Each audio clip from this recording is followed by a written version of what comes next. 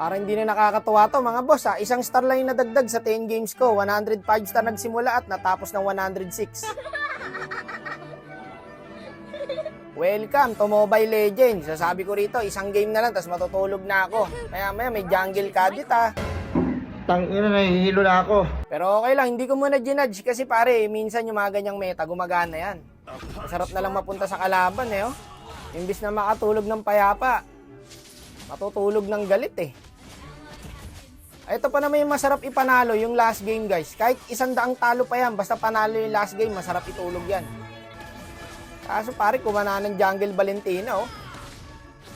Samahan na natin kasi nalugi tayo ng early. Kailangan makuha namin tong turtle para makabawi. Ayun, patay yung jungle. Yung nakakuha ng turtle. Yun, kadita pa yung nakakuha.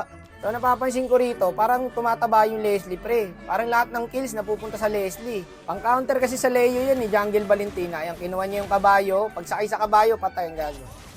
Okay, patabain nyo lang yung Leslie mga boss. Sa Leslie na pupunta yung kills. Kaya medyo nakakabahala yung ganito guys. Kaka-double kill lang. Double kill na naman. Kakabuhay na ng Valentina namin boss. Kinabayo agad. Ano kasi gagawin niya sa Leo?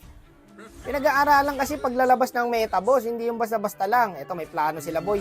Gagi, meta nga yan. Ayun oh, na-counter engage sila. May digi pa yan ha. Pumasok sa tower yung tatlo. Tatay ang mga gago. Nag-i-improve na talaga ang solo RG. Grabe na yung mga nilalabas na meta. Meta nga. Effective nga, boss. 0-3. Ang hirap ng ganito, guys. Buti sana kung tolongis yung kalaban, kaso hindi. Gumagana yan. Sa versus AI. Hindi na ubra sa random yung mga ganyan, guys. Marami na kasi malalakas na random ngayon. Pero kalaban lang. Sumama na tayo, Brad. Iwan na natin yung lane. Buti dito, medyo na-checkmate namin yung jungle, guys. As long as nakakabawi kami sa objectives, kahit matalo kami lagi sa clash, okay lang. Okay mga boss, ako naharang dito. Secure nyo lang yung turtle. Puso lang, tiwala lang. Sabi ko nga, di ba? Tiwala na lagi sa random boy. Kaso dito, nakabawi agad. Ang sakit na talaga kasi ng Leslie, guys. Tignan mo gagawin sa carry. Kayang i-3 hits eh. Putik, naging minions pare yung carry. Ganun na po kakati yung Leslie dito. Sa Leslie kasi napupunta lahat ng kills, guys. Kaya mahirap na to. Kahit mapatay namin na mapatay Leo dito, boy. Magaling yung Leslie pumesto eh. Wala akong ulti, wala akong kahit na ano, flicker lang. Hindi yung pumesto yung Leslie, Brad, nasa likod. Wala pare, inuubos lang kami ng Leslie.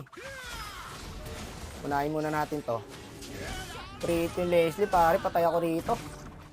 Okay lang, papunta na yung carry. Buy time natin. Okay na, carry na bahala dyan.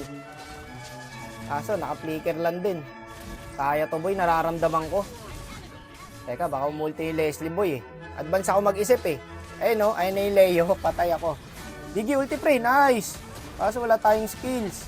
Sayang, di umabot pre. 3 seconds. Eto na. Ang ganda ng pwesto, kinuha yung kabayo. Gagi, ubos to.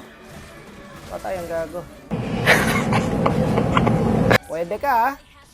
Hindi bumabawas eh, kaya pala naka-tank build eh. Kukunin mo yung ulti ng kabayo. Walang yung ginagawa ni Idol para naglalakad na sa Luneta Park oh. Kukunin niya yung ulti ng kabayo.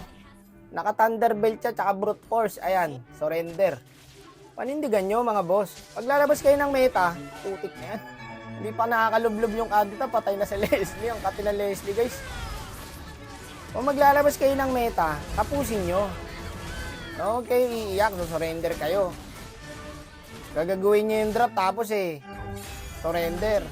Yun ang mga ugali yan. Kaya hindi tayo umaangat 11 games oh. Bumalik lang din sa 105. Walang nangyari, 11 games. Tapos dito, nung ni-report ko siya, reported na siya sa previous game niya. Siguro baka cancer to. Kaso hindi boy. High points. Tapos may certificate siya ng tournament. Yan ba ang tinuturo ng coach mo, boss? Tapos dito po, nag-chat yung kadita, kadoon niya yata to. Babawi daw yung balin. Ay, hindi na boss. Matutulog na po ako. Kinginan niyo po.